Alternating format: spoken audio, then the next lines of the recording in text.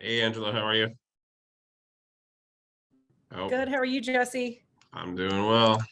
Good. You guys all settled into your new place? It's loosely. Yeah. With We 4 kids, I can imagine. And summer. our garage is still stuffed full of crap, and there's still boxes in our basement. But some of those boxes never got unpacked from our last move, 5 years ago. So Been they there, done probably that. they probably won't get unpacked this time either. Yep. Should have Yep. I just thrown get them in it. the dumpster when we had a chance, but we didn't. Oh, So I know. I know. anyway, cool. Well, we'll give it a few minutes here. You got any questions? Any exciting stuff come up? Not really. No. Just plugging away. Yeah. Yeah. Yeah. You know, Yep. where do you guys live? Are you actually in Fort Collins? So we just moved to Timnath, which is just kind of east a little bit of Fort Collins. So Oh, okay. it's for all intents and purposes, yes, it's Fort Collins. Yeah.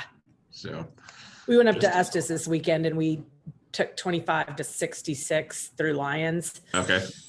So anyway, I was like, oh, I've been Jesse Ingles' neck of the woods. I was actually up in Estes this weekend. I was up in Estes, and then I was up the Thompson Canyon, which if you keep going north on 25 past 66, you can take 34 up. And Yep. so there's a little park up 34 that we went to as well. So Oh, nice. Oh, how funny. what were you doing up there?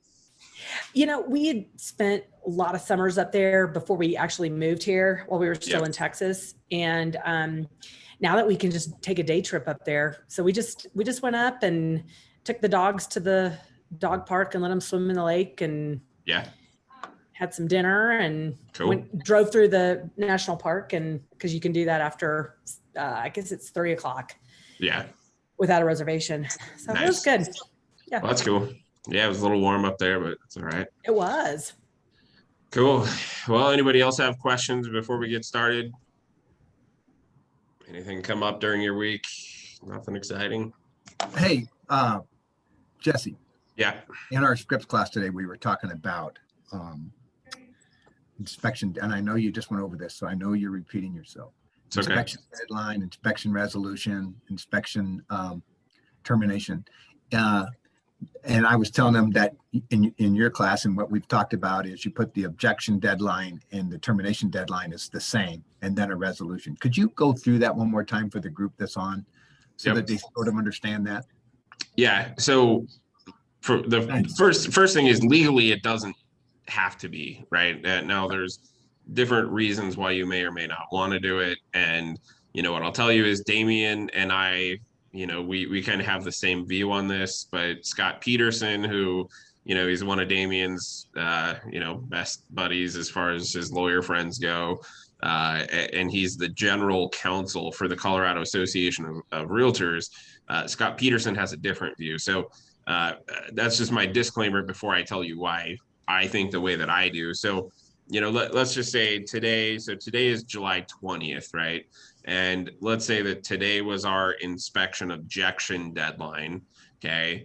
And let's take the opposite point of view. And let's say that our inspection termination, I had written on July 23rd, which is Friday. Okay. And then let's say July 26th, which is Monday, is our inspection resolution. So feasibly what could happen is, let's say we did our inspection yesterday, we got the report yesterday, right? Today's our inspection objection deadline. I look at the report with my clients and my clients go, hey, there's some things on there that we're not comfortable with. We'd like to ask the seller to fix, right? And so whatever it is, they want to have the water heater replaced and the furnace serviced, right? So we object to that. We send an objection over to the seller. And in the meantime, the seller's like, okay, yeah, that's all fine and good. We'll start getting work done or quotes or whatever. And so they call up, a plumber or HVAC tech or whoever it is. And they, while they're there giving the quote, they say, hey, if you want, I can start on the work today. And they, okay, yeah, that's what it's going to take to get our deal to move forward. And so we would like to have you replace the water heater, start on that. And then service the furnace as well, right? So seller starts putting pieces in play. They agree to everything that the buyer agrees to. They send back a resolution to the buyer, right? But rather than sign that resolution on Friday or let's say tomorrow or Thursday, right? The buyer goes, hey, tell you what, we're just not, we would like to exercise our option to terminate. I mean, it's almost not fair to the seller, right? I mean, if they've already started putting bids together, getting work done on the property, everything else, it's like, well, which was it? Were you objecting to things that you want fixed? And if those got fixed, you were okay moving forward? Or was it truly that you just were never comfortable from the beginning, right? You should be able to decide one or the other at the same time, right? Either I'm just not comfortable with the results of the inspection, period, regardless of what happens, and I'm terminating, or I have some objections that I would like the seller to address, but I don't want to kill the deal, right? And so if you don't want to kill the deal, as long as they get addressed, then why have a termination deadline that's any further out than your objection deadline? It just causes the opportunity for there to be some mischief during that window. Okay. But just so that has to be agreed upon on that day, so that termination doesn't happen, right? In other words, there has to be some communication between the buyer and seller on that day.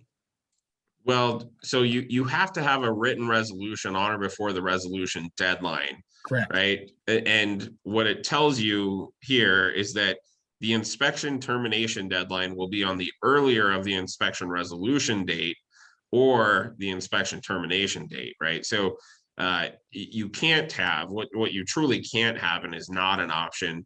You can't have your inspection termination be after your resolution deadline. Now, the weird part, and what our contract really doesn't address, right, is what happens if, so let's say that Monday the 26th is our resolution deadline, right? But because we're, buyer and seller, we're all on top of it and everything else, tomorrow is the 21st, okay? And buyer and seller agree, there's a written resolution, the resolution gets signed, okay? Resolution gets signed, it's agreed to by all parties. What our contract doesn't address is, does the buyer really still then have until next Monday to terminate?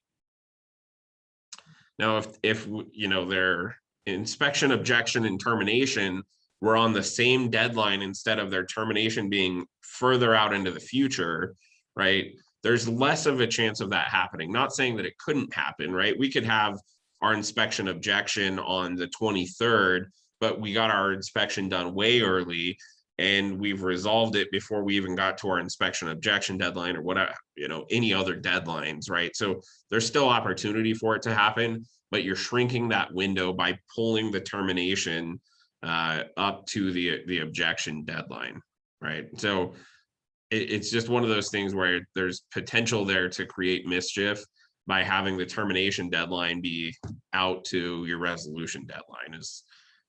That's the easiest way to explain it. That makes sense. Anybody have questions on that part? Thanks, Jesse. It was just a topic this morning, and I thought we'd try to hash it out. I like it that way. You're not wrong if you like to have your inspection termination be on the same day as your inspection resolution. I don't agree with it. I don't like it. I think there's opportunity for foul play in there, right? And I think you're setting yourselves up for the potential of having an earnest money dispute if you send over an objection and says, hey, here's what we find objectionable that we want the seller to address, and the seller says, okay, that's fine, yeah, we'll agree to that, and you go, well, tell you what, we're just going to terminate instead because we still have our termination deadline. Well, did you find another property that you like better, or what happened, right? It's hard to justify that if you've objected to it and then the seller agrees to do everything that you've asked them to do. and you're like, no, we're going to terminate anyway. Like, come on, either terminate from day one or send me an inspection objection day one, right? So that's why I feel the way that I feel about it. Damien and I are on the same page, but there's other great attorneys who don't necessarily subscribe to that. So just so that I'm that the people are clear, yep, that conversation has to be rather quick, right? That objection and that conversation between buyer and seller need to occur rather quickly. Yeah, I mean, yes and no. It doesn't legally have to, but okay, it's not always best to drag it out either. Now, on the flip side of that, right, there might be cases where you feel like, hey, if we can tie the seller up for an extra week, you know, let's say you're representing the buyer, you're like, hey, if we can tie the seller up for an extra week, let's do it. It puts them in a harder spot. It makes it harder for them to go back on the market, right? Because maybe now they've made plans, they've gone under contract on another property, they've got their moving truck all scheduled and movers scheduled, and you know, they've started packing, maybe they've even vacated the property, right? Like, the further you get into it, the harder it is for most sellers, not all, but most sellers to say, well, we're going to let this deal die and we'll go back on the market. No, in many cases, they just don't have that luxury. If they're that deep into it, they got to get it done, right? So legally, no. Is it playing nice in the sandbox to let them know relatively quickly after your inspection? Yes. You're going to piss a lot of people off if you wait until the deadline every time, but you have a legal right to do that. If they didn't want it to be that far out, then they shouldn't have accepted your deadline. So take that for what it's worth. All right. Any other questions? So just to be clear, you're suggesting, Jesse, to have the inspection objection deadline and the inspection termination deadline the same day? Yeah. I mean, as opposed to having the termination and the resolution on the same day, which is how you'll see a lot of agents write it. And I just don't like that setup. Damien's not a fan of that setup. And Jerry, I don't think you were on the call last week, but in some cases you might actually waive, say, your inspection objection deadline. You just keep your inspection termination deadline. And effectively what you're saying there is, I have no right to object to anything, right? I am preserving the right to terminate. If there's something that is just so bad that we can't live with it, then I'm preserving my right to terminate and get my earnest money back, but I don't have the right to ask you for anything, right? So that's a different setup, different discussion. But yes, to answer your question, my preference for my contracts is we're either objecting or we're terminating, and we'll know that by, you know, at the same time. Buyer, which one is it that you want to do? Are you, you know, if the seller fixes these things, are you comfortable moving forward? Or if, you know, is the property so bad that regardless of what the sellers do, there's no way you're moving forward. Gotcha. Thank you. Okay. All right. So last week we left off, we talked about conditional sale. You know, if somebody has a property to sell, we talked about that. So we'll pick it up with section 10.8. 10.8 talks about the source of water. For the most part, most Colorado cities and towns are, I don't want to say like in a good position as far as water goes. And in fact, for you guys a little bit further down south in Castle Rock, if you do stuff with Fountain in the Fountain area, which is basically like southern Colorado Springs, right? Fountain's actually running into some water issues. Up north, Wellington, they've had to really increase the cost of the water to the residents in Wellington. So, you know, I don't want to say we're in a good spot, but compared to some other places like California, Nevada, Arizona, right? There's some places out there that there's a real threat of not enough water. And the other part of that is that, you know, in some places there is no water provider. It's well water, right? And so if it's well water, it's groundwater, and you don't know how much water is down there, right? And so 10.8 is really more of a you know, disclosure to the buyer that just says, hey, you know, various providers rely on, you know, non-renewable sources of water. If you're concerned about it, then contact the water provider and investigate, you know, whether they have enough water for the long term. Okay. Now, what we often see from a compliance perspective is people forget to check the boxes in this section for some reason. You either need to check the box that says the buyer does or does not acknowledge a receipt of either the seller's property disclosure disclosing the source of water or the source of water addendum disclosing the source of water. Okay, if you've got the seller's property disclosure, but they didn't fill out the source of water part in there, and you also don't have the source of water addendum, then you would check the box that says does not. Even though I got a property disclosure, if it doesn't disclose the source of water, you're still going to check the box that says does not. Okay. And then generally speaking, you're going to check the box that says there is no well, unless of course there is a well, then you would leave that box blank and then check a box that says either I do or do not acknowledge receipt of the current well permit. And what I'll tell you is if you have a property that is on well water, it is best if you can get the well permit number. At least it makes it a little easier to look up the well permit info, and the well permit should have the information, you know, as far as what they can use it for, because just because a property's on a well doesn't mean that they can use unlimited water from that well. In many cases, the wells are metered. In some cases, they are not metered, but in most cases, they have restrictions on what they can and cannot use them for.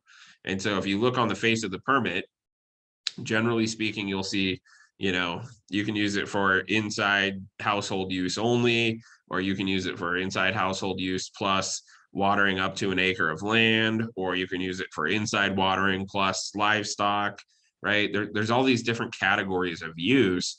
And in some cases, right, people have been using more than what they're supposed to use. And typically they're using it to water crops and stuff, which they're really not supposed to do in most cases.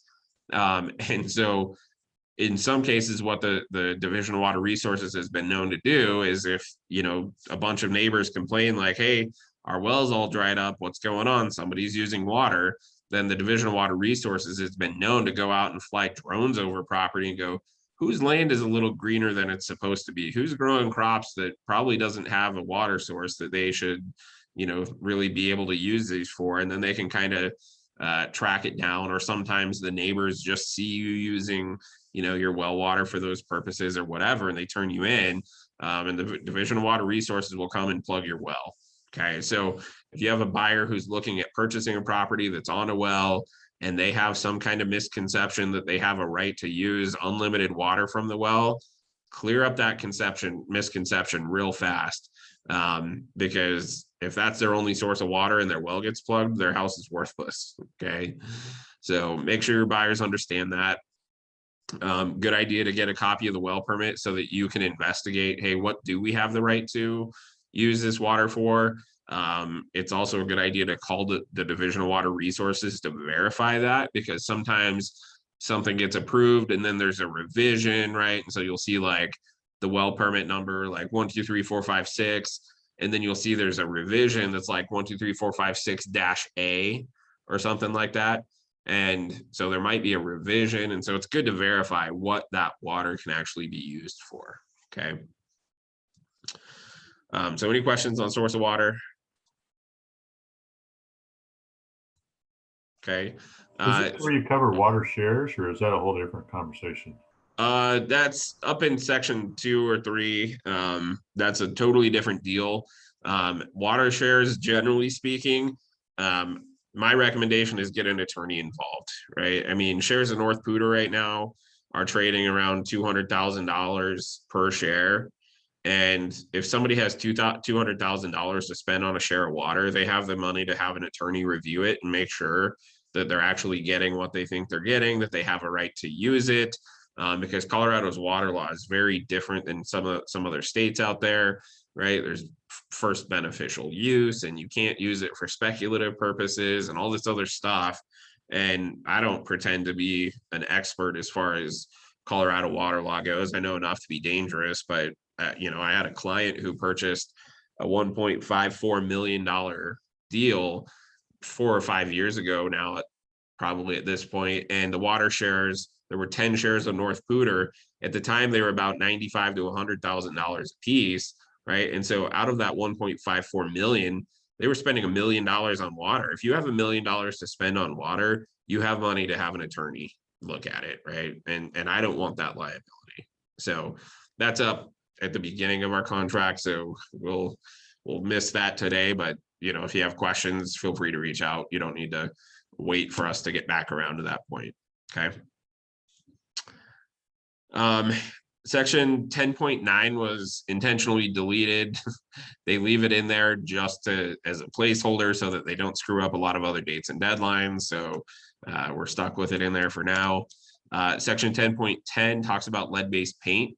So the lead-based paint, the way that it works is different now than it was a few years ago, right? It used to be that if you did not have your lead-based paint disclosure executed by all parties, including the real estate brokers, and completed, meaning the proper check boxes filled out, if you didn't have that, your deal was void, not voidable, it was void. It was as if it never existed, okay? And they've changed that to a system where we now have a lead-based paint deadline for the disclosure, as well as a lead-based paint deadline for termination. And effectively what it says is that if the buyer does not receive that lead-based paint disclosure by the deadline, the buyer can waive their failure to receive that lead-based paint disclosure and keep the deal moving forward, right? It doesn't automatically terminate. And the reason that they did that was there was, again, hot markets create mischief, right? And what was happening was people, you know, brokers who thought they were smart, right?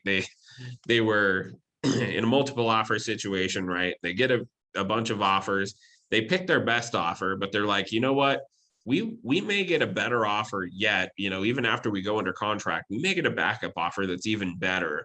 And so, seller, I'm going to help you. I'm going to put you in a position where we effectively make the buyers think that we're under contract, but we have a void contract, right? And so then we can just accept a better offer if it comes in later. And if we never get a better offer, then we just close under this void contract.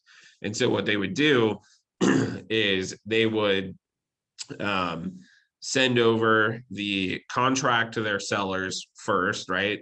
And they would have the sellers sign the contract from the buyers.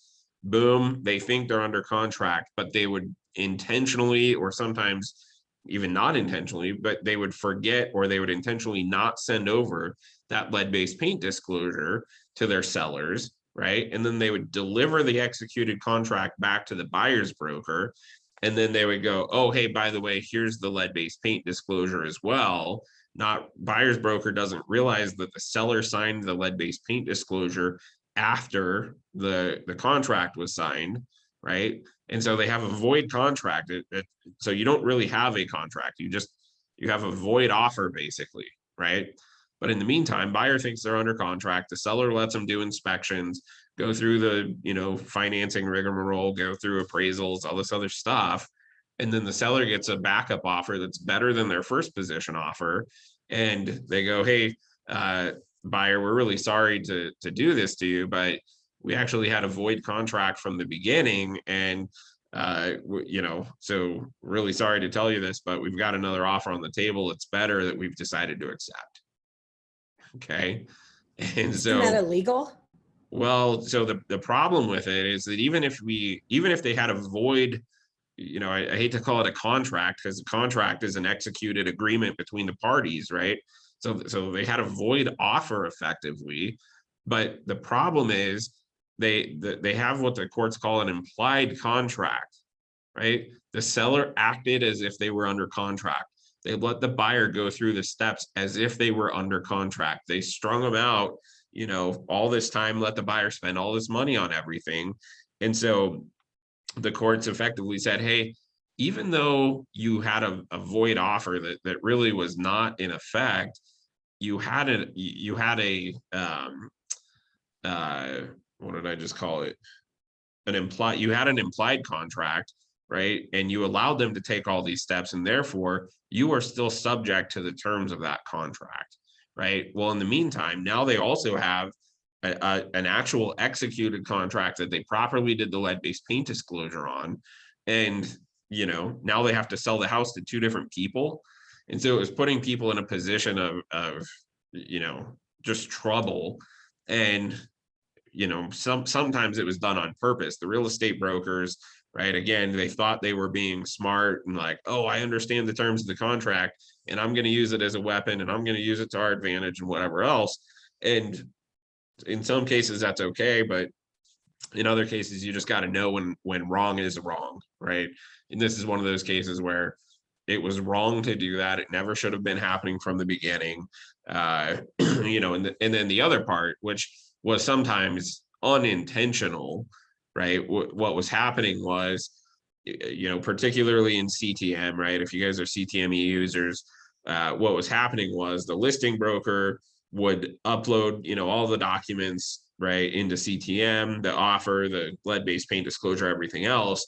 And as the seller is clicking through and signing those, if the contract was the first thing to get signed, or if it was before the lead-based paint disclosure, at least, then even though it was signed a second after the contract, under the old rules, it was still void, right? And so it was estimated that approximately 30 to 35% of the deals out there that were pre-1978 were closing under void contracts. And so that's not a good position to be in. And so what the Real Estate Commission did is they said, okay, we're going to create a lead-based paint disclosure deadline. And, even if the buyer doesn't get the lead-based paint disclosure by the deadline, it's not going to automatically terminate the contract. Right, the buyer can waive their option to receive the lead-based paint disclosure by the disclosure deadline. Okay, or they can exercise their right to terminate by receipt of a notice to terminate on or before the lead-based paint termination deadline. So that's why it changed, was because we were seeing a lot of contracts that were closing under void contracts or void offers, whatever you want to call them. Right, deals that really never existed. They were just implied contracts. Okay. Now that does not relieve the seller of the obligation to provide a lead-based paint disclosure. Okay. So federal law says January 1, 1978, what our brokerage firm's policy is, and it's not always strictly enforced, but it should be, right? And to protect yourself and your seller is if it's 1979 or before, so December 31st, 1979 or before, we want to still see a lead-based paint disclosure, right? Because in some cases, what could have happened was maybe you have a building permit that was issued in December of 1977, but the work did not get completed until, late 78 into 79, right? Yes, they can slam out houses quicker than that now, but they haven't always been able to build houses that quickly. And so sometimes it was taking over a year. And so our brokerage firm's policy is if it's 1979 or before, we want a lead-based paint disclosure if we're the seller. Now, if we're the buyer, we can't force a listing broker and a seller to provide us with a lead-based paint disclosure for a property that was built in 1978 or 1979, right? We can't force them to do it, but if we have the seller, we want to make sure that we have that to protect ourselves, okay? 10.10.2 talks about the lead-based paint assessment. So if the buyer elects to conduct a lead-based paint assessment, they have a right to terminate. Obviously, if they're not satisfied with the results of the lead-based paint test, on or before the lead-based paint termination deadline. If their notice to terminate would otherwise be required to be received by seller after the closing date, they don't get to wait until after closing. It has to be before closing, right? But even if you check the box in the lead-based paint disclosure, there's a box that says, does the buyer want to conduct a lead-based paint, risk assessment, or do they not? Even if you check the box that says, yes, the buyer wants to, the buyer can waive the buyer's right to conduct that assessment. They don't have to do it just because they checked the box. But if the buyer doesn't terminate within their deadlines, then the buyer loses the right to terminate based on anything having to do with lead-based paint. Okay. So any questions on lead-based paint? Okay, carbon monoxide alarm. So there is a difference between law and code. Okay, so Colorado law states that carbon monoxide alarms are required if any of these things happen. So if the property has a fuel fired heater, so, you know, if the furnace is natural gas or propane as opposed to electric baseboard heat, right? Same thing with a dryer, same thing with a stove, right? If there's any fuel fired appliances, then carbon monoxide alarms are required. If there's a fireplace, whether it's gas, wood burning, pellet stove, any of that type of stuff, carbon monoxide alarms are required. If there's an attached garage, carbon monoxide alarms are required. So, you know, is it possible to sell a property in Colorado without having carbon monoxide alarms required? Well, yes, it is. You could have, let's say, a cabin, right? This is typically where we would see them. You could have a cabin that is on electric baseboard heat, right? Electric stove, electric dryer, if there's washer and dryer in there, right? No garage, or at least a detached garage, okay? No fireplace. So if you have something like that, then potentially you can get away with selling a property with no carbon monoxide alarms, okay? Otherwise, Colorado law requires that the seller, you know, assures that it has operational carbon monoxide alarms installed within 15 feet to the entrance of any bedroom, okay? Smoke detectors are a different deal. So smoke detectors are code, which is different than Colorado law, right? Code is really the local municipality, right? Every municipality could theoretically have different versions of building code. Most of them have adopted similar building codes, right? But not all of them. And code will typically require carbon monoxide, or will require smoke detectors, but that's not a law. And so just know that there's a difference between the two, particularly when it comes to writing your inspection objections and resolutions, right? A lot of people will say, you know, install carbon monoxide and alarms and smoke detectors per Colorado law. Well, if that's the case and you really wanted to make the argument, then I would really only be obligated to install carbon monoxide alarms, because carbon monoxide alarms are law, smoke detectors are code. Okay. Any questions on carbon monoxide? Okay. Meth. So if the seller knows that meth was ever manufactured, processed, cooked, disposed of, used, or stored at the property. Okay, this is not just if it was a meth lab where meth was being manufactured, right? If it was processed, cooked, disposed of, used, or stored at the property, and the seller knows that, they have to disclose that. Now, there is no disclosure required if the property was remediated in accordance with state standards and any other requirements pursuant to Colorado Revised Statutes 25-18.5-102. Okay. Now, it is not our job as brokers to interpret this. Okay.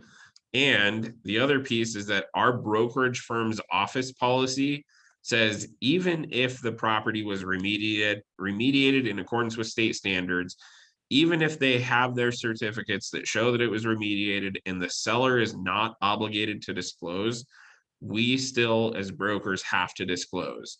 And if the seller won't let you do that, you don't take the listing. The reason for that is if you go and you actually read these statutes, what the statute says is that there is a carve out, there is a protection for sellers, or, you know, the owners of the property. But what is not clear and what is not stated in the statutes is whether brokers are afforded the same protection under the law.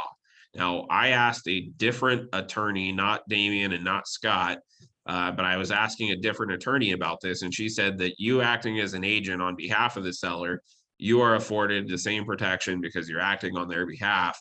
But it is not clear in statutes, and this is actually in the court system right now, and this will take years to play out. This isn't like an overnight decision. And so for now, until it is crystal clear that there is no liability on the broker's behalf to disclose if the property has been remediated, our office policy is you still disclose or you don't take the listing. Okay. Buyer has a right to engage a certified industrial hygienist to test whether the property's ever been used as a meth lab. And, again, we talk about hidden dates and deadlines. There really is not a deadline associated with this, other than if the buyer finds out that there was meth use in the property, they have all the way up until closing to terminate and get their earnest money back. Okay. The other part is buyer has to promptly give notice to the seller of the results if they decide to get a test. So, you can't have a test done on the property, have it test hot, and go, hey, seller, we're just going to go ahead and terminate. I'm not going to tell you what the results were, but we're not going to we're going to terminate, right? If it's hot, you have to know. The reason for that is it's a public health issue, right? And if it tests hot for meth, sellers need to know that. They need to deny access to any other buyers to the property, right? The property ends up getting condemned if it tests hot for meth, and there's no entry allowed, right? Unless and until it gets mediated. So big public health issue, right? And so we have to provide those results to the seller, and then the seller needs to take the proper steps. Okay. So any Hey, questions Jesse. on meth? Yep.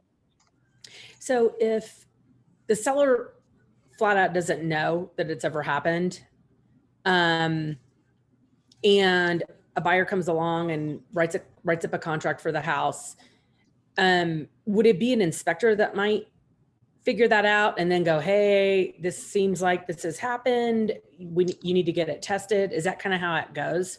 So a couple things. One is most of your typical home inspectors are not certified to test for meth, right? Now, many of them have probably been trained for things to look out for, right, as part of the inspection process and whatever else. However, what I can tell you is there are brand new homes, right, where you would never know, and meth maybe wasn't manufactured in the property, but some homeless person, right? The builders leave their doors unlocked a lot, right? So some homeless person needed a warm place to sleep in the wintertime. So they go in there overnight and do their meth in the property.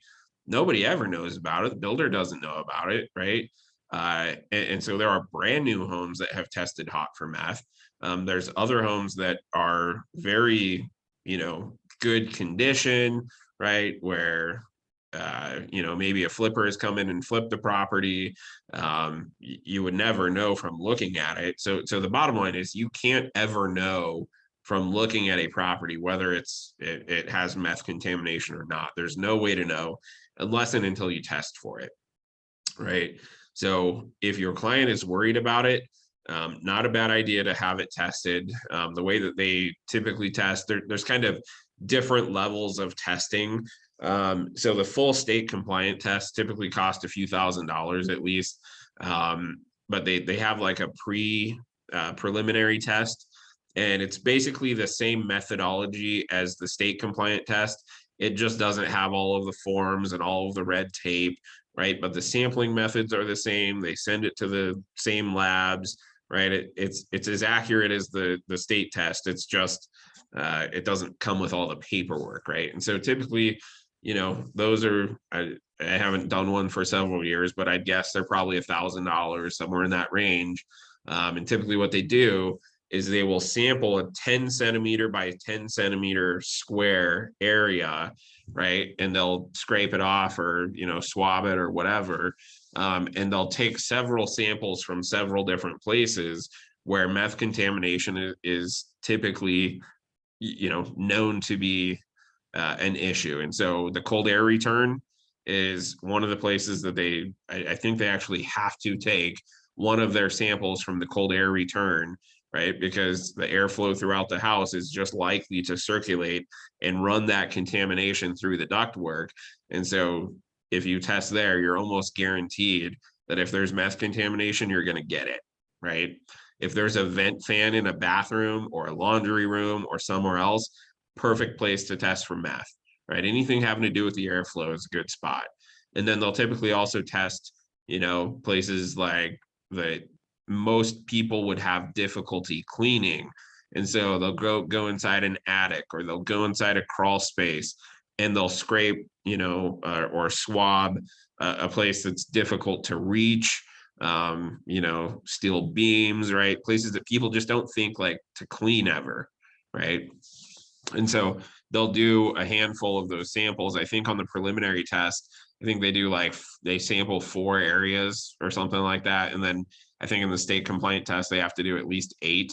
But typically the 4 that they get on the preliminary testing, they're going to be the 4 hottest spots that are known to test for meth. The top of ceiling fans, right, where nobody ever cleans. It's another, you know, hot spot for meth testing. So anyway, not giving you ideas of where to clean the meth off of if you're going to sell a meth property, but that's where they'll typically test. That's how they do it. If your clients are worried about it, have it tested. It's not cheap, but it's a lot cheaper than cleaning up a meth contaminated property. And I did have some clients who they did the preliminary test and the levels came back just above the allowable limit. So it wasn't like a full-blown manufacturer, you know, clandestine meth lab. We asked the lady who did the sampling, like, what level of meth use are we talking about? And she's like, probably what happened is the owners had a party at their house one time and somebody went in the bathroom and used meth in the bathroom unbeknownst to anybody else, right?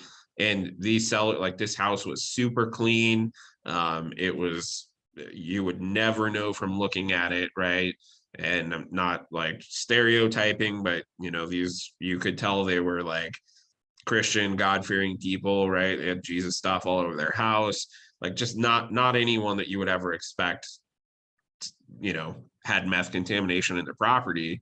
And more than likely it wasn't them, right? If they were meth users themselves, probably the levels in their home would have been much higher, but it was above the allowable limit. And, you know, the other thing is in that particular instance, based on the extremely low levels, it would have been pretty easy to clean up that contamination. It wouldn't have been a terribly destructive process, right? It's like wash down the walls with soapy water, right? And have a company come out and clean out the vents with an industrial solvent, right? So the cleanup would have not been that bad on that property, but my client just wasn't comfortable with it, right? So we terminated, let them get it back on the market and figure out what they want to do. So it just so happened your client had that concern because of health issues and they just randomly, like that, they picked that house randomly. You guys liked it, you made the contract, and then they tested, and then that happened. Like total, like they could have played the lottery probably and had better luck. Yeah, and you know what, the lady that we had do the testing,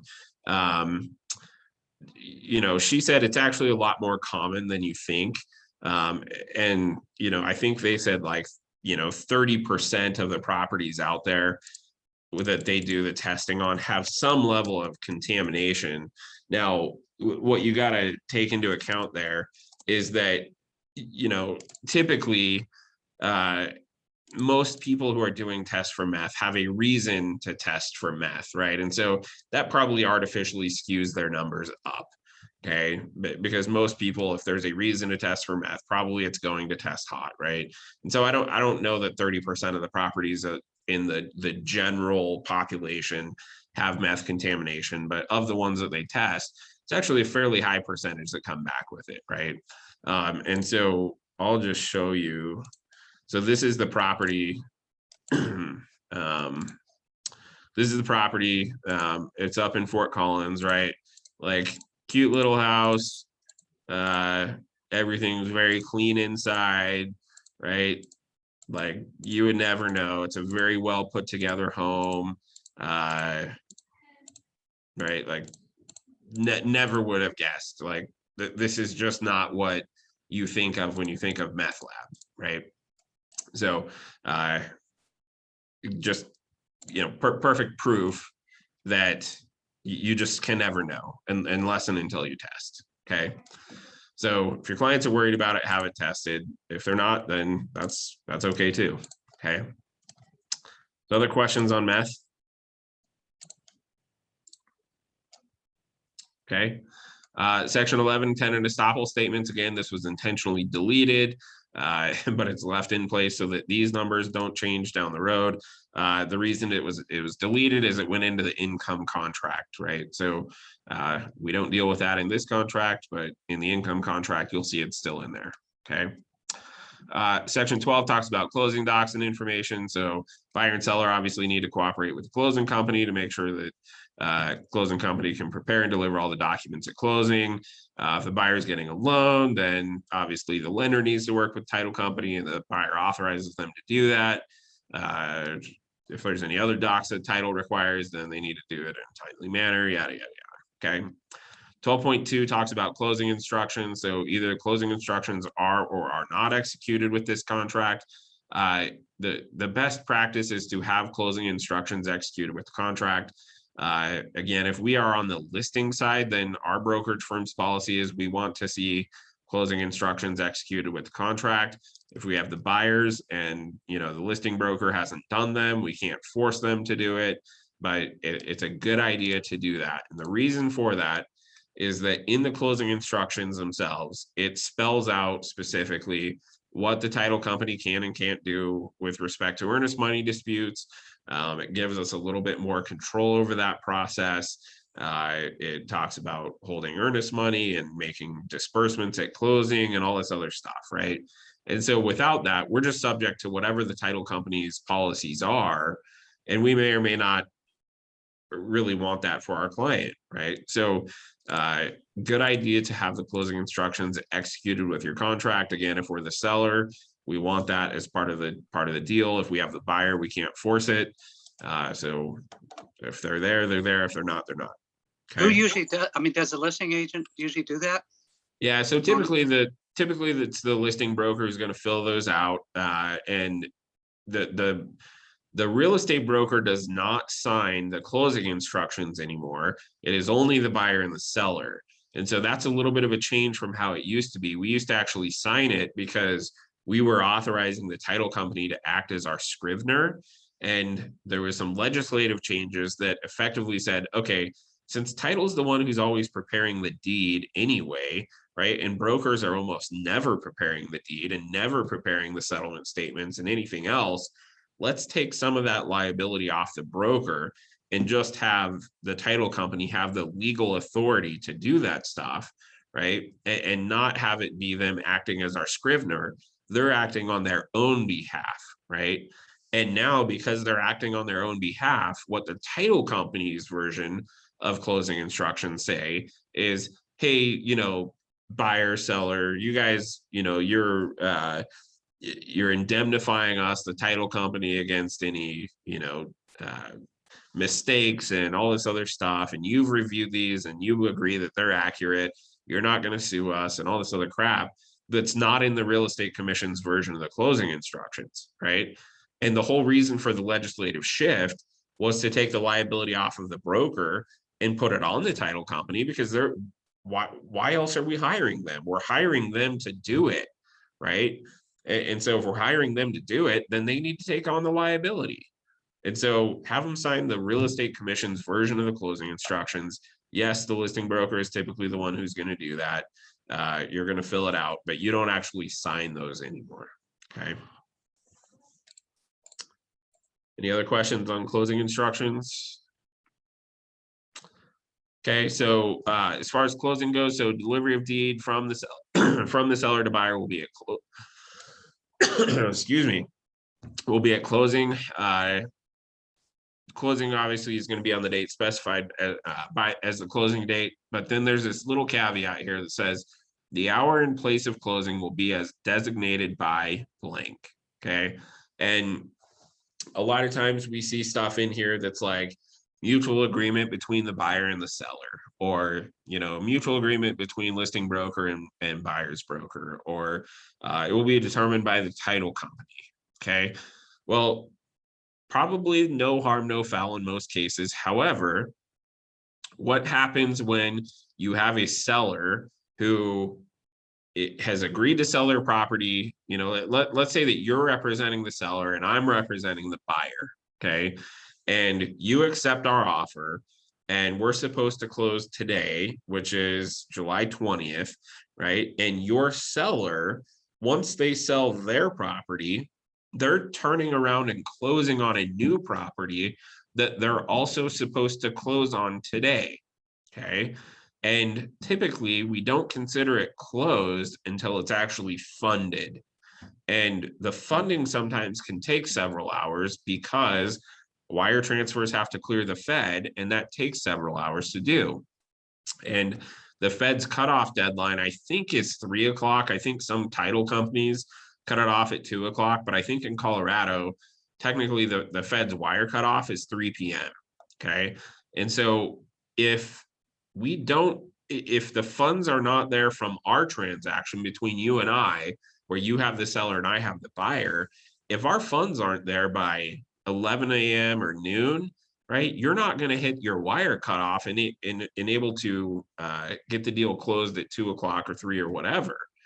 And so if we have mutual agreement between buyer and seller here, we may not have an agreement, right? My buyer may say, hey, like we have today until, 5 p.m., really 11:59 p.m. to get it closed. But for all intents and purposes, title is only open until 5, right? So we only have until 5 p.m. to get this thing closed, but at least we have until 5. So I can't close at 8 a.m. I can't close at 9 a.m. because the lender doesn't have all the docs ready, right? The wire transfer hasn't been ordered for my mortgage, right? Whatever it is, right? I don't have the ability to close that early. We can sign documents, but that doesn't mean we're going to be closed. Okay. So, it doesn't make sense to put mutual agreement between buyer and seller, or a mutual agreement between the brokers or the title company or whoever else, right? Pick a party, the buyer or the seller. Typically, if you're working with the buyer, it is best to put the buyer here, because then they have the control over when is closing actually going to occur. Okay. Does that make sense to everybody? Questions on that piece? Okay, disclosure settlement costs. So obviously different, third-party settlement providers or contractors or anyone else, right? Attorneys, lenders, inspectors, title companies, surveyors, like you name it. There's different extents of quality, service, costs, all that other stuff. So just make sure that your clients know that, right? Best practices, if you're going to recommend somebody, recommend 3. Okay. No, that is not a real estate commission rule. It is simply a real estate commission position statement. And a position statement is given as direction to real estate brokers to try to help them comply with the law and try to help you stay out of trouble, right? And so in that sense, the best thing to do is provide 3. Now, are you breaking the law if you only provide 2? Not necessarily, right? But what it does is if you provide them with 3 names and you truly provide them with 3 with no sway, right? Like not, hey, here's 3 names, but this is my go-to, call him. Okay. Like there's no point in providing 3 names if that's what you're doing, right? If you're truly just providing 3 names, right?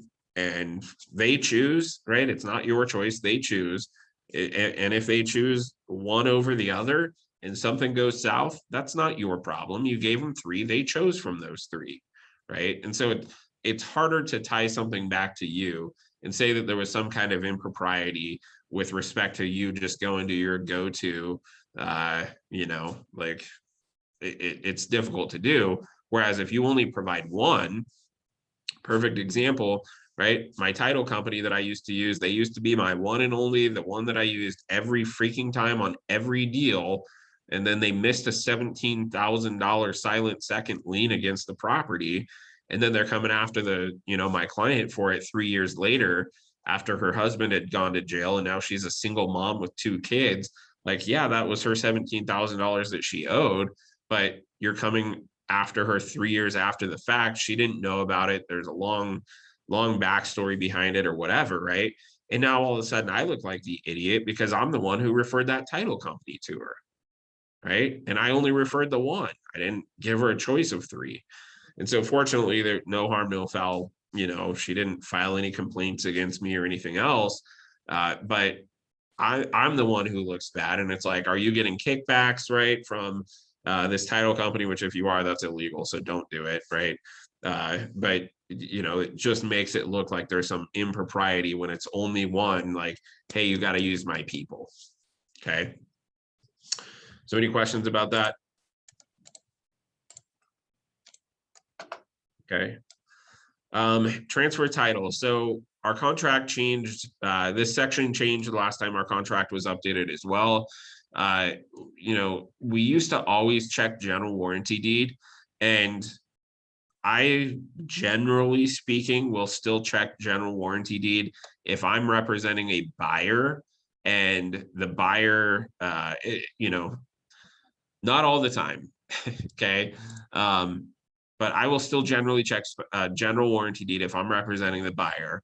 Now, if I'm representing a seller, it would be better to check the special warranty deed box. So the difference between the two, right, is if I sell my property to Jerry, right, and I give Jerry a general warranty deed, what that means is I'm saying, hey, Jerry, I'm transferring good title to you. You've got the title commitment that lists the exceptions, right? And if there's anything other than what's disclosed in your title commitment that might come up in the future, if it was from my period of ownership or any time prior to my period of ownership, I will defend that claim against title for you.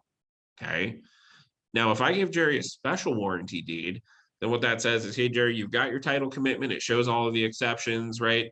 If there's any other title related defects that come up from my period of ownership only, then I will defend that claim. If there's a defect in title that was from a prior period of ownership, an unrecorded easement, an unrecorded lien, right?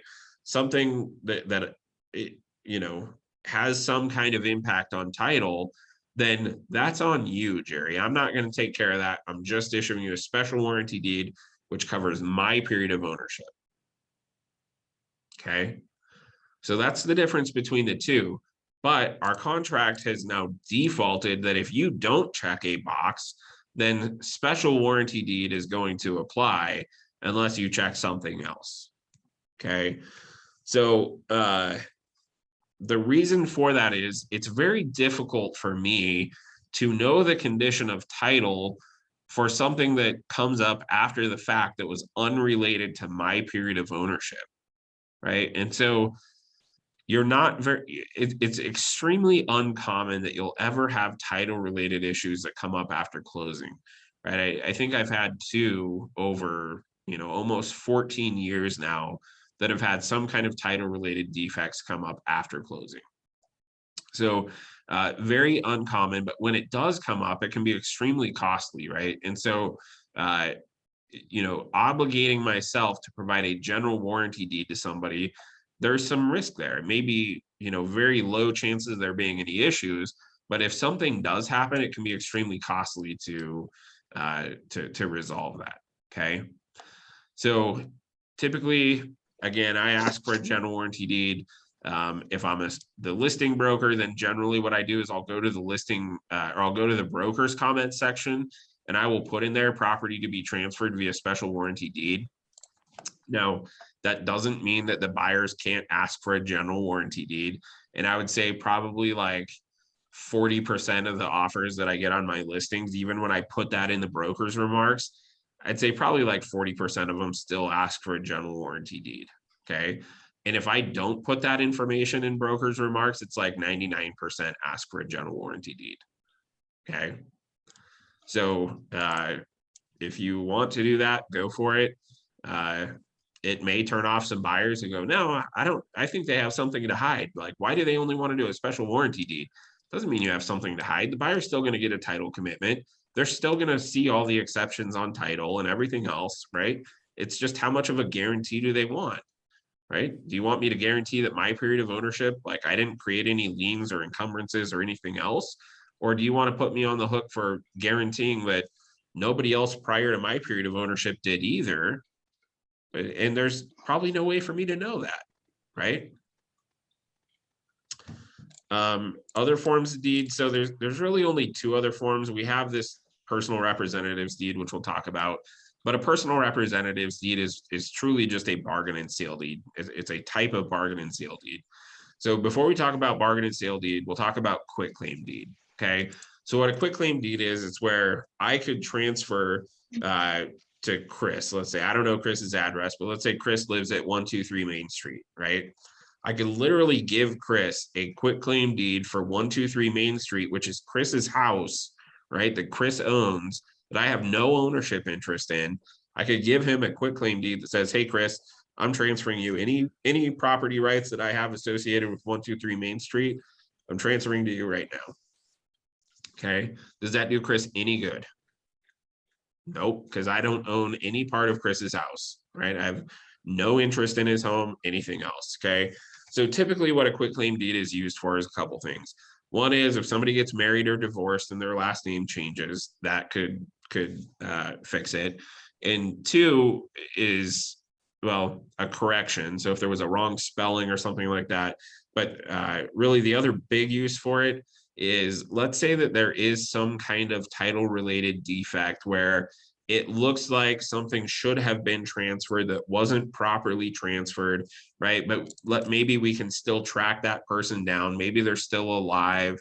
And we say, hey, like, you sold this property years ago. It's just the legal description was slightly off. And so technically it looks like you maybe still have an ownership interest in this property. Will you just sign this quitclaim deed?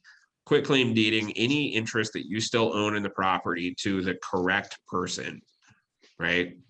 And so it can resolve some title related, defects or mistakes or something like that. Okay. Now, what a quitclaim deed does is it transfers any ownership interest that the person has at the time the deed is signed and delivered, right? At the time the deed is executed. Okay. Now, the difference between that and the bargain and sale deed, right? If we look, that's the other type here, is this bargain and sale deed. So bargain and sale deed is effectively just a quitclaim deed that also includes something called after acquired title. And after acquired title basically just says, not only am I transferring to you any interest that I have in the property right now, but I'm also transferring automatically via this deed any future interest that I have in the property is automatically going to go through you. We don't have to sign a new quitclaim deed. If I somehow come into any portion of ownership in the ownership interest in the property in the future, it's automatically going to pass to you. Okay. Now, most people have no idea what bargain and sale deeds are for, why we use them, or anything else. Okay. So the biggest use of a bargain and sale deed is a personal representative's deed. And that's why they've created a separate checkbox, is because brokers were freaking out that there's no box for personal representative's deed. They didn't know that they're lumped under bargain and sale deed. Okay. But if you think about a personal representative's deed, that's typically what is used when there's an estate. So somebody has passed away and now they have to dispose of their estate, right? They have to liquidate their estate, sell the property. Okay. It doesn't make sense for us to try to track down a dead person later and have them sign a quitclaim deed, right? And so effectively when the estate sells, they say, I'm giving you a bargain and sale deed so that if there's some kind of title related defects later that would normally require a living person to sign a quitclaim deed to correct it, right? We're just stepping over that hurdle right now. We're just having this bargain and sale deed or this personal representative's deed take care of that, so that if the deceased person ever comes into any portion of ownership, we don't have to play this game again, right? We're just wrapping it all up. Okay. Now, the other potential use for a bargain and sale deed is, let's say that Harry writes a contract, and let's say there's a set of buyers who happen to be husband and wife. Okay. And they get under contract, they start sending their information to the lender. The lender looks at it and goes, hey, husband, your credit score is actually worse than I thought. Or maybe after they went under contract, the husband's credit got dinged or whatever. And now they need to drop him off the loan. Okay. In many cases, they also want him removed from the contract. Okay. And so if you are going to modify the contract between the buyer and the seller, who has to sign that modification, that amendment, in order for it to be valid?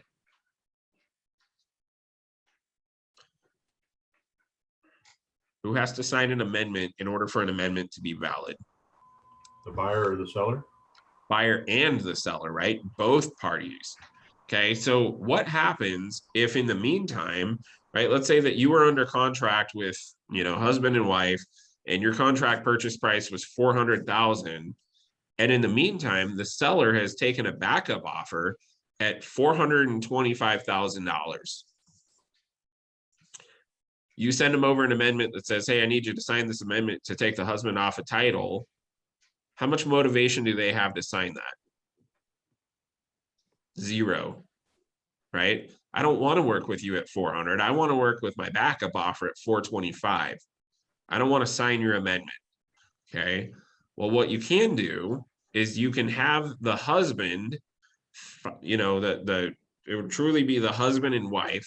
So the husband and wife, even though they don't own the property yet, they sign a bargain and sale deed that say they are going to transfer any ownership interest that they ever come into in the property to just the wife. Okay. So even though they don't own the property yet, at some point in the near future at closing, right, they will be coming into a portion of ownership interest in the property, which will automatically then pass strictly to the wife because a bargain and sale deed has been filed on that property.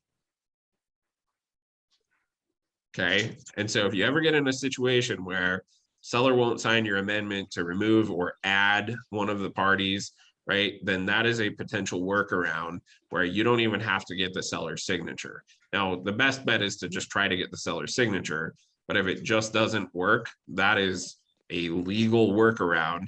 Now, the lenders probably don't know that. The title company probably doesn't know that. They're going to have to, talk to their attorneys and figure all that mess out. But that is a valid use of a bargain and sale deed. Okay. So any questions on types of deeds? I have a question. You Yep. mentioned when you were talking about special and general warranty, that, special warranty protects from time of ownership so that if there's, you use the word specifically unrecorded easement or unrecorded lien. And I'm just trying to wrap my head around if you could provide like a specific example of what does that actually look like, a unrecorded lien or easement from the past somehow, like what is that and how would it come up in the future? Like under what circumstances? Can you give kind of an example to describe that? Yeah, so a couple things. One is it almost never comes up. So I don't want you to think that this is a prevalent issue that you're going to face in your career. Probably you're never going to run into this, but just to give you an example, right? Let's say that prior to my ownership of the property, the previous owner, unbeknownst to me, right? I didn't know them at the time that this happened, but before I purchased the property, the previous owner had signed an agreement with Farmer John, who lives, on the back 40, right? The acreage behind him, and the only access to his property is either to go 10 miles up and around on county roads, or I can give him an easement to run across my driveway, right, to access his property. Okay. And so the previous owner, let's say they executed an agreement with Farmer John, who lives back in the back, right, to drive across the driveway. Well, if that was done, that, assuming all of the legal elements were met, that's a legal easement. Now, just because it never got recorded doesn't mean that it's not valid, right? If he holds that, document and it's a legally binding easement, it's still legally binding whether it got recorded or not, right? And so that would have never shown up on a title search. So it wouldn't have shown up in my title commitment when I bought the property. Okay. And maybe I don't even know that exists when I go to sell the property. Right. And because Farmer John, in the meantime, there's another street that, connects, they've created some new dirt road that Farmer John can get to, and it's easier for him to do that than drive across my property. Right.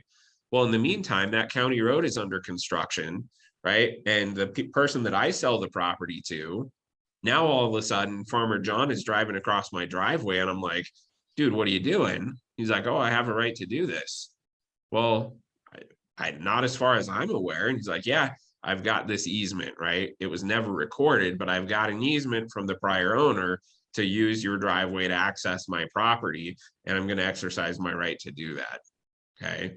So now all of a sudden, title has to step in, right? And if it was on, if I gave him a general warranty deed, it would be on me to have that resolved, right?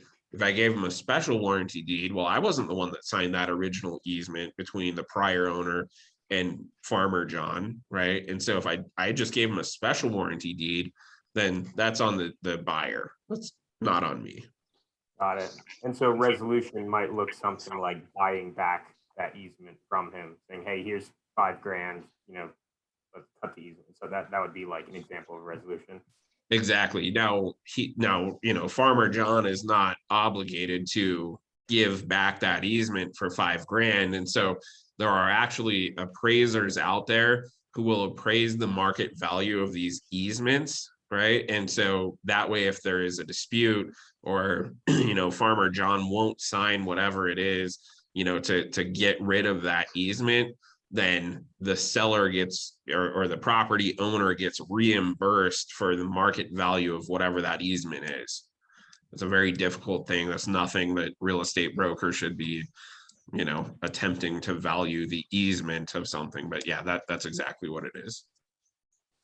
Okay. Yep. Section 14 talks about payment of liens and encumbrances. So obviously, unless there's some kind of other agreement, you know, elsewhere in the contract, any amounts that are owed on the property, whether it's liens, taxes, you know, any of that type of stuff, that will be paid at or before closing from the seller's proceeds, unless there's some kind of other agreement. Okay, and that makes sense. Any questions on that, just in case? Okay. Section 15 talks about closing costs, fees, everything else. So obviously the buyer and seller, they each have their respective closing costs. They have to pay their own closing costs unless there's some other provision provided, you know, like the seller concessions, right? Buyer's going to pay for their own, seller's going to pay for their own. Section 15.2 is one that trips up a lot of people if they actually read their contract. Okay. So the closing services fee is just the fee that gets paid to the title company to perform the closing and draft the documents and everything else.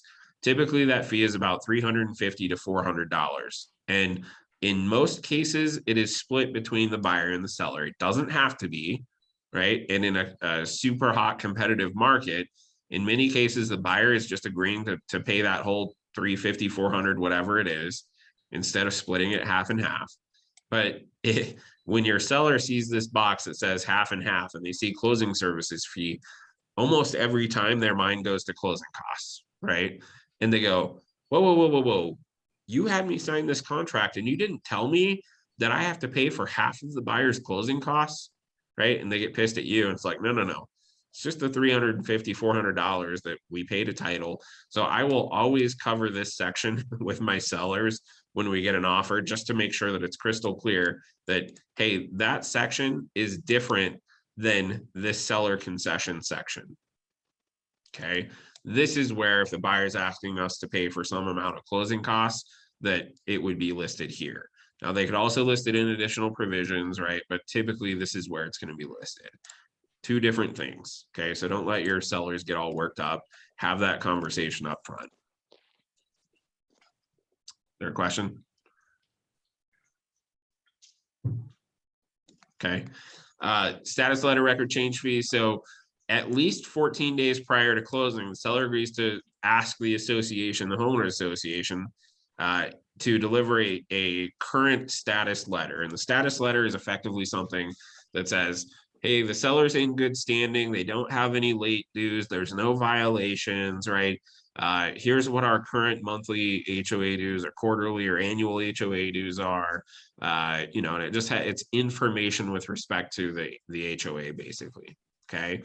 And so, any fees that are associated with the HOA issuing that status letter must be paid by who? Buyer, seller, half and half. If the property's not in a homeowners association, then you don't need to check the boxes. And at the same time, if you are representing a seller and you know the property is not in a homeowners association and they check the box that says seller, you don't need to counter it out of your contract either. Okay. If there's no HOA and they check the box that says the seller is going to pay the status letter fee, there is no status letter fee. You don't need to counter them. The seller's already paying zero. Okay. The second half of that, and there are 2 check boxes in the section, talks about who's going to pay the record change fee. Now, the record change fee is just what it sounds like. It's to change the HOA from the seller's name into the buyer's name. Okay. Now, there's truly no right or wrong with respect to who pays for what. They could both be paid by the buyer. They could both be paid by the seller, half and half. One can pay one and the other can pay the other. It truly doesn't matter. Okay. However, most of the time when I'm writing my contracts, right, forget about multiple offer situation. Let's just skip that, right? A normal, like I'm the only buyer, right? And I'm not having to compete. Typically what I do is I will have the seller pay for the status letter, right? Because that's the seller effectively saying, hey, I guarantee that we're in good standing with the association, that there's no, HOA violations or anything else. It makes sense in my mind to have the seller pay for that, right? And then I typically have the buyer pay for the record change fee. And this is going to sound really dumb and contrary to what a lot of people truly how they feel about homeowners associations, but I'll ask a question first. So what is the purpose of a homeowners association, or what was the original intended purpose of a homeowners association? To protect the integrity of a neighborhood. Yeah, protect the integrity of the neighborhood and thereby protect property values, right? And so in that sense, forget about any other stereotypes about homeowner associations, but in that sense, right, it's a buyer's benefit for the property to be in a homeowners association. Okay. Now I know there's a lot of buyers out there who are like, I would never buy in a homeowners association. I don't want someone telling me what to do. I get it. And I'm not talking about that, but it is a buyer's benefit for the property to be in a homeowners association in the sense of their intent is to protect property values. And so for that reason, I typically have the buyer pay for the transfer fee or the record change fee. Okay. But truly it's negotiable. You pick whatever works for your situation. In a competitive situation, it might make sense to have the buyer pay for both.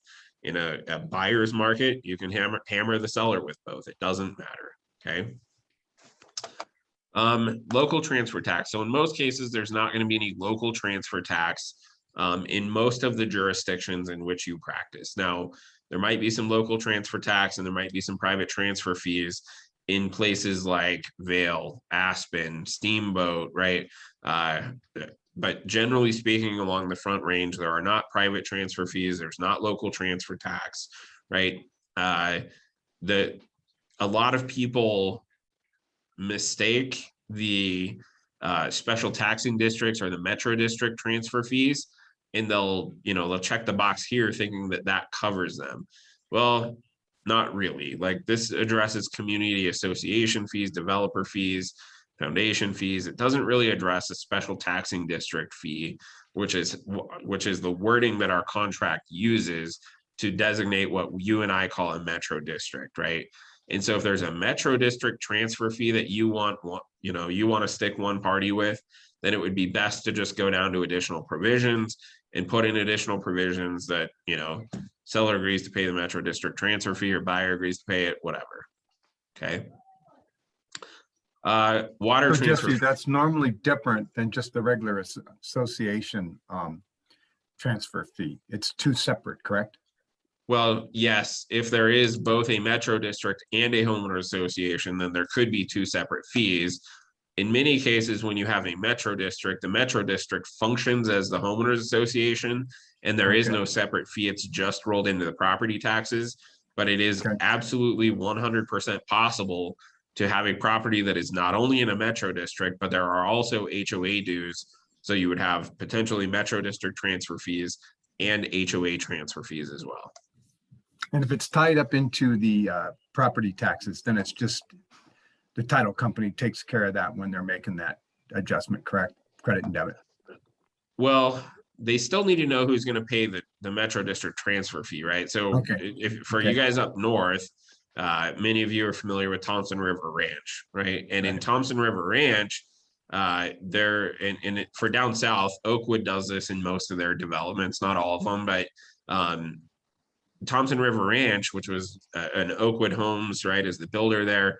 In Thompson River Ranch, every time the property transfers, there is a fee that is equal to 0.5% of the sales price. And so if you sell a $500,000 property, there is a $2,500 transfer fee in, for that particular property in Thompson River Ranch, right? And so title is going to need to know who's going to pay for that fee. Who do I charge? Because at the end of the day, it's negotiable. Okay. Let's see. Hey, Jesse, real quick.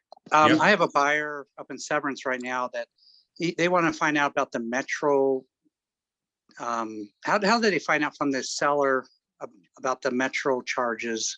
The HOA will be in the HOA documents, but what about Metro district charges? Yeah, so if you go up to the special taxing districts section, okay, what it says is they can go to the county commissioners, the clerk and recorder, or the county assessor to find out that information. Now, the other thing that I'll tell you is that typically when you get the title commitment, right, the title commitment is going to list all of the exceptions, and the exceptions are anything that has been recorded against the property, okay? And so what you'll typically find in those exceptions are the documents. If you actually click through to the links, right, you will actually see the documents that created that special taxing district.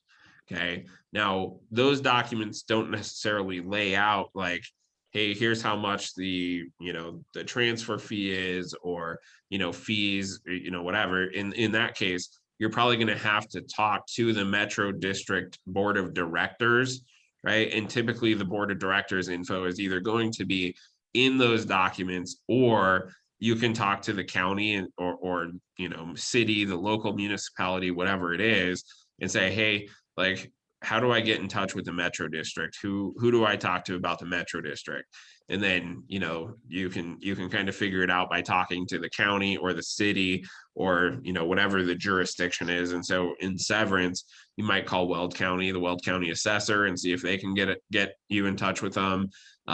In some cases, you can just Google and figure out like I live in Kitchell Lake, for instance, so I could just go Google like Kitchell Lake Metro District, and it actually pops up whoever who's managing the Metro District. And so, for us, it's like Centennial Consulting Group, right? So then I could just call Centennial Consulting Group and, figure out whatever I need to. Okay, so basically part of due diligence then, right? Yep. In essence. Yeah. Thank you. Yep, you bet.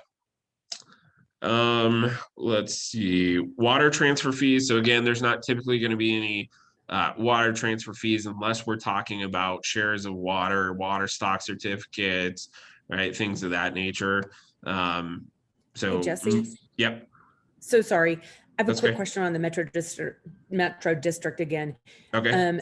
So new builds are typically going to have a Metro District because the builder has that for usually around 10 years? Oh, no, longer than that. Okay. And in fact, most Metro districts, this is a good question and a lot of people ask, most Metro districts are perpetual, meaning they go on forever.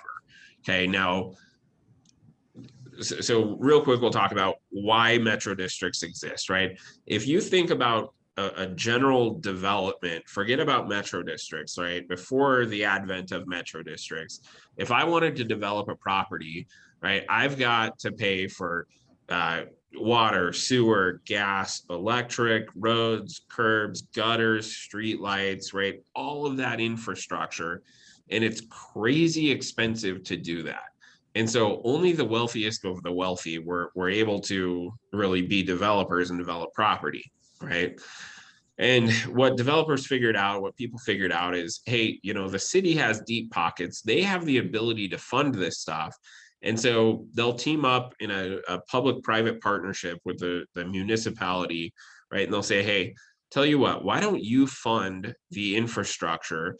I will do the work, and then you can levy a higher tax, you know, base effectively, and recoup your investment for funding that infrastructure, right?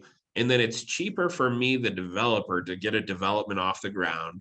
Therefore, I should, again, this is all theoretical, I should be able to pass on those cost savings to the end user, the buyer. Whether that happens is entirely debatable, but theoretically, yes, I should be able to pass those cost savings on to the future buyer. And regardless, it is cheaper for me as a developer to get that development off the ground, right?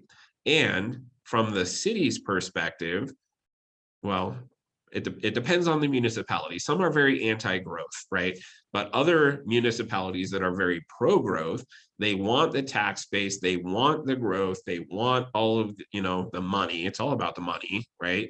And so they might say, okay, yeah, we'll fund that, we'll do that deal, right? And so people go, okay, well then, since they funded that infrastructure, at some point they got to be paid back, and then the metro district should go away, right? Wrong. Metro districts typically have a perpetual obligation to upkeep the, you know, the community.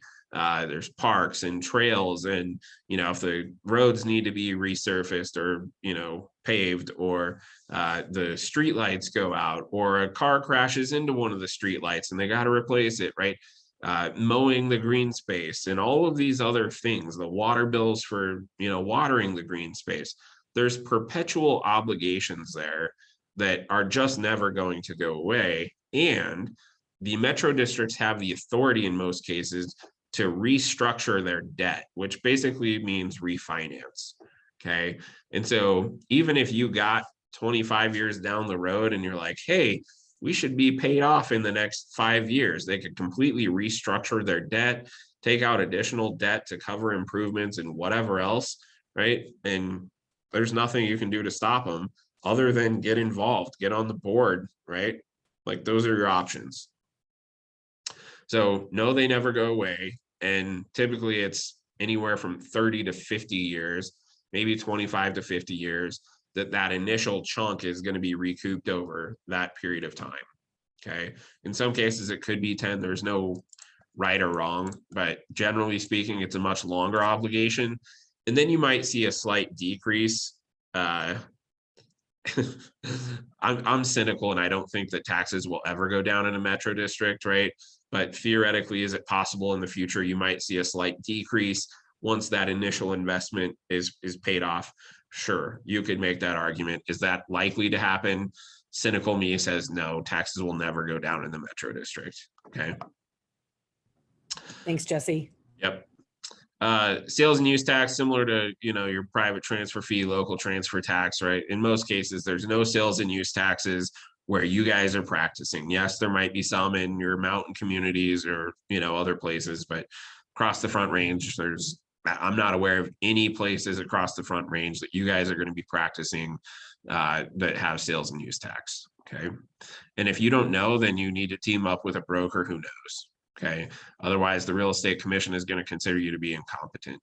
And they could punish your license if they deem you to be incompetent, which includes geographic incompetency, meaning you weren't competent to sell in that area because you didn't know that these fees existed, or that it operated this way, or that you had MLS access in that area, or whatever it is, right? So don't try to take something on yourself if you're not competent to do it in that particular area. Either refer it out, or potentially you can team up with a broker who has experience in that particular area. Okay. All right, FERPTA. So FERPTA can be a huge deal. We don't have a huge issue with FERPTA in Colorado. This is really more of a problem in places like California, Portland, Seattle, Miami, right? Where there are a large number of international investors who are purchasing or selling properties in those areas. So effectively what FERP does, it's the Foreign Investment in Real Property Tax Act. And what it says is that, it's very difficult for the US government to levy taxes against a foreign person, right? And so what they do is they say, okay, either it needs to be collected from the seller at closing, or we get to stick the new property owner with the taxes that would have been due from this international seller, right, who's not a US citizen. We will stick the new property owner with the taxes so that we can recoup our, the taxes that should have been paid. And typically, not always, but typically it's 15%, okay, of the sales price. So if they sell a property for $400,000, then your new buyer, if it's not collected at closing, your new buyer could get stuck with $60,000 tax bill. Okay. And so it's an important discussion to have with the seller when you're listing the property. Hey, are you, and I just use the terminology straight from here because it's an uncomfortable, awkward question to ask someone, hey, are you a US citizen, right? And it sounds like you're profiling them and whatever else. Okay. And so when I go over this section, I just use the wording straight from here. And so I ask, are you a foreign person for the purposes of US income taxation? Right. And I just kind of let that stand, and it is what it is, right? It still sounds awkward. It still sounds bad, right? Whatever, but you have to ask. Okay. And it's not racist. You're not going to get popped for asking the question. You're strictly doing your job. You're trying to figure out, do we need to withhold FERPTA taxes at closing? Okay. Doesn't come up very often, but it is a good thing to ask because, in some cases, the names might sound very foreign, right? And that might tip you off to ask the question. But in other cases, if somebody's from Europe, right, they're, let's say they're from Ireland, right? Patty O'Neill or whatever their Irish name is, right? Like it's hard to tell whether they're US citizen just from the name, right? And so you should ask everybody. Most of the people are going to be US citizens, right? But if it does happen, it's something that needs to be collected at closing, okay? Colorado withholding is very similar. It's just on a much smaller scale. So typically, the title company will have to, if the person is not a Colorado resident, then the title company will have to withhold 2% or the entire proceeds from the sale, whichever is less, right? They will have to hold that at closing. And so I had a deal where it was an ugly freaking mess. I sold these people their home and they were a complete dumpster fire as buyers, right? And then shortly after they purchased the home, within like a year, okay, the husband ended up the wife kicked the husband out for domestic violence. And when she kicked him out, he started living with his friends, right? And his friends got him into drugs and all this other crap. He checked into rehab. And in the meantime, he was making no money because he lost his job because he was hooked on drugs, wasn't showing up for work, right? Super ugly situation. But in the meantime, the wife could not continue to pay the bills. And so they had to sell. And so they called me up. I list the property. They had both lived in Colorado for like the last 7 or 8 years. So I made the assumption that they're both Colorado residents, right? And lo and behold, we get to closing. Well, and in the meantime, they were getting divorced. They had not filed the divorce yet. The wife was waiting until they sold the house to serve him with his divorce papers. Okay. So they didn't have a lot of equity in the home. Now prices had gone up. And so they were each supposed to walk away from closing with $4,000. And the sale price of the property was $450,000. Okay. So they're supposed to both walk away with $4,000 at closing. That was all the equity that they had after they paid commissions and closing costs and everything else. Okay.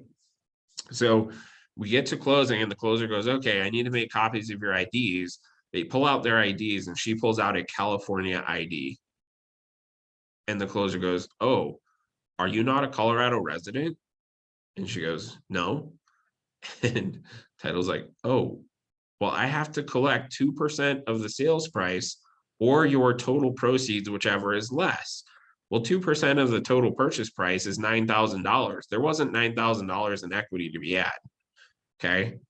So that meant that both of them were going to lose their $4,000 that they were each supposed to walk away with. Husband at the closing table goes, if I'm not walking away with $4,000, I'm not selling the house. Man, you talk about an uncomfortable situation to be in at the closing table, right? Buyers are in the room, sellers are in the room. Like, this is my fault. That totally sucks, right? And so I'm like, okay, can we separate, right? Get into different rooms. Let's talk this through. Let's figure everything out, right? And so fortunately, we got attorneys on the line, and there was a workaround, which I'm not going to tell you because there was maybe some things that happened that shouldn't have happened, but we were able to work it out in our case, but not a good situation. It could have derailed the deal if there weren't some smart people involved who knew way more about it than I did, okay? So ask your clients, are you Colorado residents, right? And typically if they're a Colorado residents, then they are not a foreign person for the purpose of US income taxation, okay? So good questions to ask upfront when you're listing the property to make sure that yes, they are in fact Colorado residents, that they are not a foreign person for the purpose of income taxation, okay? Hey, Jesse, so Yes. what about income property, like up in the mountains? Someone from another state owns it. They rent it out on occasion, but use it for themselves, and then they decide to sell. It doesn't matter whether it's income or whether it's their principal residence. If they are not Colorado residents, then they're still going to be subject to the Colorado withholding, right? And you know, just another example, you know, perfect, you know, reason why you should be asking this, right, is particularly for someone who maybe doesn't have a lot of equity, which sounds dumb right now, but you know, there's markets that are relatively flat or even decreasing, right? And so if somebody is not a Colorado resident and they don't have enough equity in the property, but they accept a contract from a buyer, right, that says, hey, you know, we're going to purchase the property and yada, yada, whatever. And then they don't have, you know, any funds or whatever, it might be difficult to close this. Now, there is the provision that says it's 2% or the total proceeds, whichever is less, right? So that would potentially protect you there, but good idea to run your net sheets up front. Make sure that your clients are either walking away with money or they know that they're going to be bringing money to closing, right? And they have the ability to do that, okay? But yeah, it doesn't matter whether it's investment property or you know, their primary residence, but they're not a Colorado resident, right? Okay. As far as prorations go, so the following items will be prorated as of the date of closing. So taxes, you know, obviously taxes will be prorated. You pick a box, you know, how are you going to prorate them? Typically, it's the most recent mill levy, most recent assessed valuation. You could certainly check the box for taxes for the calendar year immediately preceding closing. Generally, we don't. You could check the other box, right? And people are like, well, what other proration are you going to do for taxes? And in most cases, nothing. Right? You're almost always going to check the most recent mill levy box. What you might be able to get away with is if there is a builder, right, who uses the Colorado contract, you might be able to slip something in there if they aren't paying attention, right? Because if you think about a new build, typically, even when the house is completed, right, on the day of closing, the county has not fully assessed the property, meaning it's still getting taxed as dirt.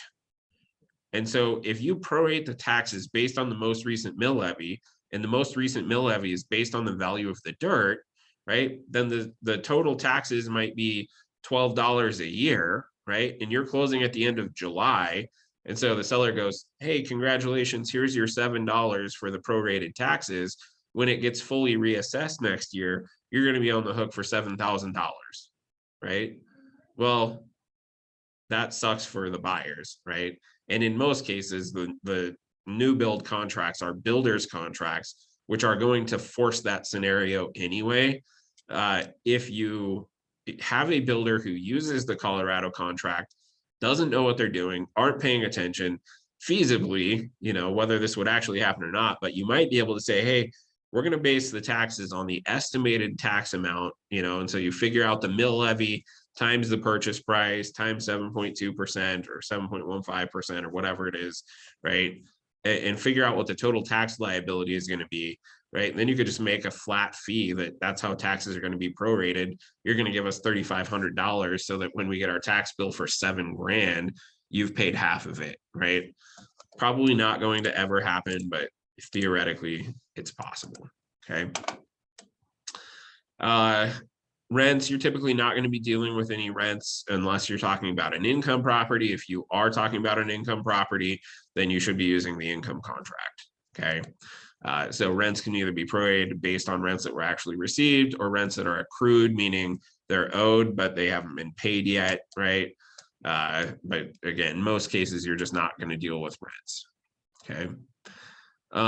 Association assessment. So this section also changed the last time that our contract changed, and there is no longer a blank in our contract for what the current amount of the association dues are. Okay, it's still in our listing contract. And I think the reason they haven't taken that out is because in the MLS, we have to put in the MLS what the current dues are, right? And so we have to advertise what the MLS dues are. So it's important for us to know, but it has been removed from the contract to buy and sell. And part of that is because there were too many disputes where, let's talk about a condo, right? If the HOA dues were $250,000 or $250 a month, right? And you're closing, or you go on the market early December, you get it under contract on December 15th, and you close on January 15th. And in the meantime, the dues jump from 250 to 300. Well, that might put the buyer over their debt to income ratios based on the increased jump. And now they can't close, right? And it's based on 200, their inability to pay the increased HOA dues. And they're like, well, you didn't disclose that to me. We're after all of our dates and deadlines. You never disclosed the increase and whatever else, right? So then there was a fight for the earnest money. And it's like, okay, get rid of it. Buyer, if you're worried about it, it's up to you to investigate. And if you're not going to investigate, that's not the seller's problem. Okay. Now, there are a couple blanks in here, and effectively what this says is that if there are any special assessments, meaning not your standard monthly assessments, but if there was a special assessment for roofs, or there was a special assessment for paving the parking lot, or whatever it was. So if there's a special assessment that gets assessed prior to closing, who is going to pay for that? The buyer or the seller? Okay, there's no right or wrong here. If there's check boxes, it's negotiable. So pick your favorite. Okay. And then the second checkbox says, or blank rather, says that the seller represents that there are no unpaid regular special assessments against the property, except for those current, monthly assessments or annual assessments or whatever they are, the regular assessments. And then any special assessments would be listed here. Okay. So if there's special assessments, then you would list them here. Hey, there's a $6,000 assessment for the roofs, and that's going to be paid for by buyer, seller, whoever. Okay. Other prorations, water, sewer, propane, interest on the loan, and then typically no others, right, is what I put in here. No others, unless there's something else that needs to be prorated. But in most cases, you're just going to put no others. Final settlement. So basically whatever gets prorated at closing, those are final. So, even if those property taxes adjust and go up next year, right, and the buyer's on the hook for a higher amount of taxes than truly what the seller had, paid their fair share and prorated at the day of closing, doesn't matter. It was final at closing. The buyer's on the hook. The vice versa is also true. If property taxes happen to go down, which doesn't happen very often, but we did see it with the last downturn a little bit. Property taxes go down, right? Buyer may have paid, or the seller rather may have paid to the buyer more than what the taxes end up actually being. and the buyer gets to keep it. The seller doesn't get to come back to the buyer and say, hey, I paid you too much in taxes. No, it's final as of closing. Okay. Possession. So possession of the property will be delivered to the buyer on the possession date at the possession time, subject to any leases set forth in 10.6.1.1, right? So if there are leases on the property, you cannot just kick the tenant out. Tenants have pretty strong rights in the state of Colorado, right? And so you can't just terminate that lease. The tenants have a right to stay depending on other circumstances, right? You can't just terminate that lease. So possession will be delivered on the possession date at the possession time, subject to any leases on the property. Now, if the seller fails to deliver possession as specified after closing, not before closing, not on the date of closing, after closing, if they fail to deliver possession as specified, then they would be subject to eviction and liable for however many dollars per day. Okay, so in most cases, you need to make this painful enough if you're representing the buyer that you really don't want to risk any chance of the seller staying in the property after closing. Okay, and so a lot of times what people do is the property is vacant, and so they put $0 per day in here. Well, what happens if the seller rents the property out after you go under contract? What happens if the seller goes, hey, I lost my job after I, signed the contract. I can't sell the house to you. And so therefore, I'm just going to let you close on the property, and I'm going to stay in the property with no daily penalty. Okay, so even if the property is vacant, it's still a good idea to put a per diem penalty in here. Okay. Buyer represents that they will or will not occupy the property as a principal residence. It is assumed that it is their principal residence unless you check the box that says does not. Okay. And then one of the most important pieces is if there is going to be a post-closing occupancy agreement, then check this box and do the post-closing occupancy agreement with your contract. Okay. And the other thing I'll tell you is that even if you're giving the seller one extra day, right? You say, hey, seller, we're closing today on the 20th. You can have until the 21st for possession. And even if you're going to do it for free, it still makes sense to do a post-closing occupancy agreement. Because the post-closing occupancy agreement spells out a lot of things. One is there going to be a security deposit. 2 is there going to be rent.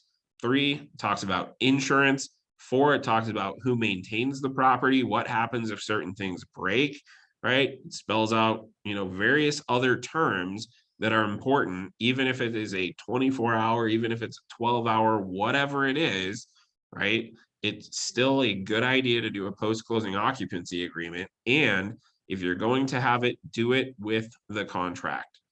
Okay. There was a deal that, one of our previous brokers who transferred to a different company, but he still called me. He was like, hey man, here's what I've got going on. I'm like, I can't really advise you, right? Like, you're not my broker anymore. You're not one of my brokers anymore. I can't advise you, but man, that really sucks. So what happened was he had sellers who were selling a property as part of the buyer's, offer in a competitive market. They were like, hey, yeah, like here's our deal. We'll close in 30 days. And then if the seller needs post-closing occupancy, we can offer them up to 2 weeks of post-closing occupancy, right? The sellers look at that and they go, yeah, that's great because we need exactly 2 weeks worth of post-closing occupancy. And so that was extremely attractive for them to have that in their offer. And so the sellers agreed to take that offer. Well, they never hammered out a post-closing occupancy agreement, even though that box was checked. Okay. So there's questions as to, one, do they even have a valid contract or do they not? I don't know. If it says that a post-closing occupancy agreement is going to, be included, but it wasn't, then did you have a fully executed contract or do you not? I don't know, right? And attorneys don't agree on this either because we actually ran it by our attorneys anyway. And they were like, I don't know. Like, it depends on who who am I representing as the attorney, the buyer or the seller? And that's what sucks about attorneys is you can't just get a straight answer out of them. It's like, tell me who I'm representing and then I'll tell you my position, right? And so in the meantime, you know, they get pretty close to closing and the buyer's agent's like, hey, so we should probably hammer out the terms of this post-closing occupancy agreement. The buyers would like a $5,000 security deposit. Now, this was a $300,000 house, right? And the buyers wanted the sellers to give them a $5,000 security deposit, which was pretty steep.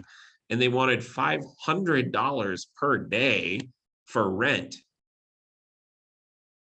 And the sellers are like, whoa, hold on.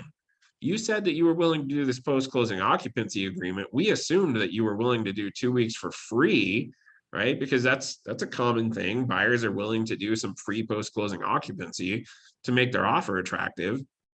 And so they're like, we assumed that it was for free. And here you are, you want $5,000 for a security deposit and $500 per day. Or I don't remember what the number was, like 300, 250, 500. I don't know what it was, but it was absolutely astronomically higher than any other number I'd ever seen in a post-closing occupancy agreement.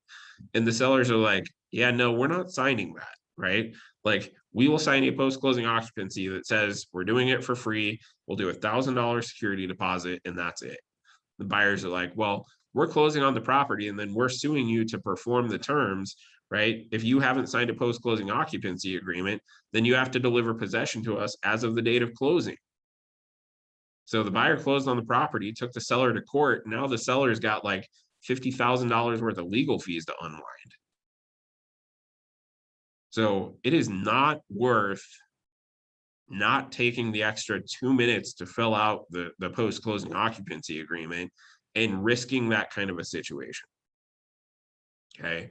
If you know that one is going to be involved, fill it out up front, check the box, have it executed with the contract. Now, you're not always going to know whether or not there's going to be a post-closing occupancy that's needed, right? You might have a seller who has a new build and the new build is supposed to be ready, but then it gets delayed after you go under contract and the buyers are willing to do a post-closing occupancy, whatever, right? That happens. But if you know that you need one, get it up front, okay? That's a good place to stop. So we'll cut it off there. You guys have questions about anything we talked about today?